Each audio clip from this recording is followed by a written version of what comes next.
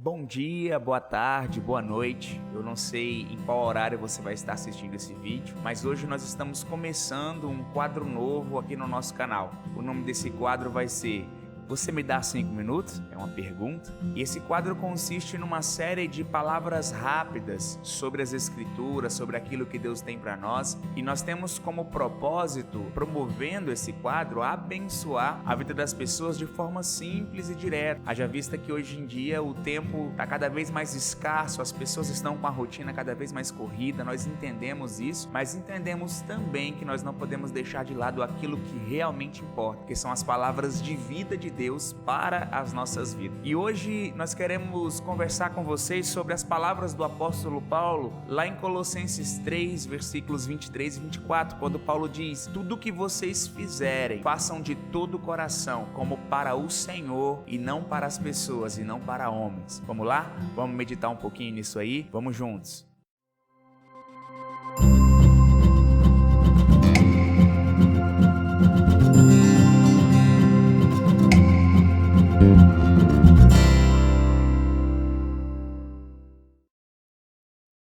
Em Colossenses capítulo 3, nos versículos 23 e 24, Paulo escreve: "Tudo o que fizerem, façam de todo o coração, como para o Senhor e não para os homens, sabendo que receberão do Senhor a recompensa da herança. É a Cristo, o Senhor, que vocês estão servindo." Essas palavras do apóstolo Paulo são recheadas de ensino para as nossas vidas, principalmente para as coisas do dia a dia, para as coisas práticas do dia a dia. Nós somos servos de Cristo. Paulo diz: "É a Cristo o Senhor que vocês estão servindo." Nós precisamos ter esse entendimento.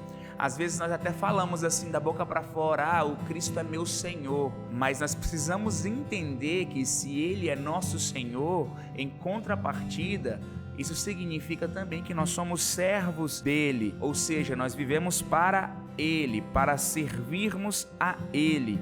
Ser servo de Cristo significa pertencer a Ele. Tanto que Paulo vai falar sobre isso em muitos momentos em suas cartas. Em 1 Coríntios, capítulo 6, versículo 20, ele diz: "Vocês foram comprados por alto preço.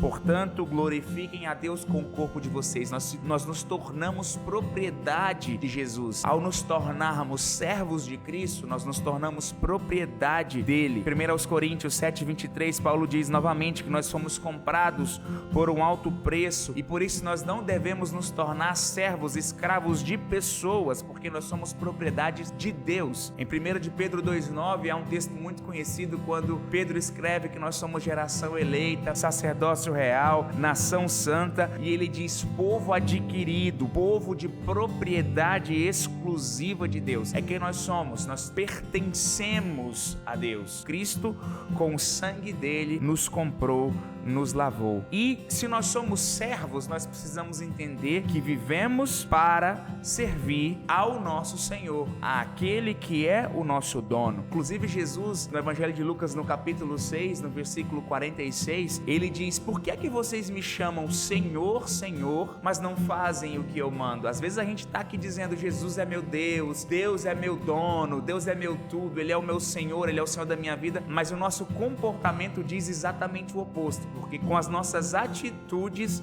a gente faz o contrário daquilo que é a vontade do nosso Deus. E dentre as muitas vontades que Deus tem para nós, sendo Ele o nosso dono, o nosso proprietário, o nosso Senhor, uma delas é que façamos sempre o bem, é que pratiquemos sempre as boas obras. Deus quer que a gente viva em constante prática daquilo que é bom, abençoando aos outros, servindo aos outros, prestando assistência aos outros e fazendo com toda bondade, justiça e verdade a vontade dele. Em Mateus 5,16, no Sermão do Monte, Jesus diz: "Assim brilhe a luz de vocês diante dos homens, para que vejam suas boas obras e glorifiquem ao Pai de vocês que está nos céus." Em Efésios 2,10, Paulo diz: "Porque nós somos criação de Deus, realizada em Cristo Jesus, para fazermos boas obras, as quais Deus preparou de antemão para que nós as praticássemos." Nós somos criação de Deus, realizada em Cristo para praticarmos as boas obras.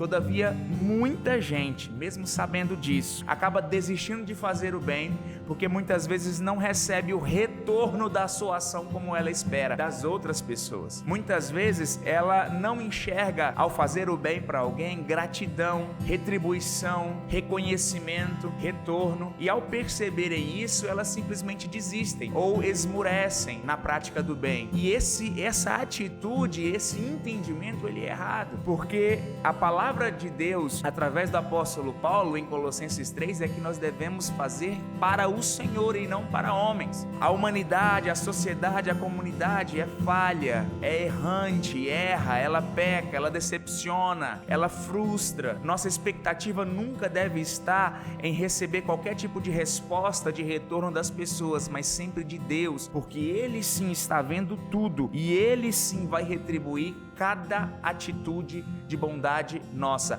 nessa vida ou na eternidade, mas a retribuição virá e nós devemos esperar ela somente dele sempre. Em Apocalipse 22, versículo 12, Jesus diz: eis que venho em breve e a minha recompensa está comigo e eu retribuirei a cada um de acordo com o que fez. E é por isso que Paulo diz na primeira carta aos Coríntios 15, 58, ele diz: portanto, amados irmãos, mantenham-se firmes e que nada os abale, firmes e constantes, sejam sempre abundantes na obra do Senhor, pois vocês sabem que no Senhor o trabalho de vocês não vai ser inútil, não vai ser em vão. Que essa palavra fique em nosso coração e que a gente não se canse de fazer o bem, porque fazemos para Cristo e não para nenhuma pessoa além dele. Amém? Que o Senhor te abençoe e te dê dias abençoados, cheios da prática do bem nos próximos momentos, nos próximos tempos. Em nome de Jesus.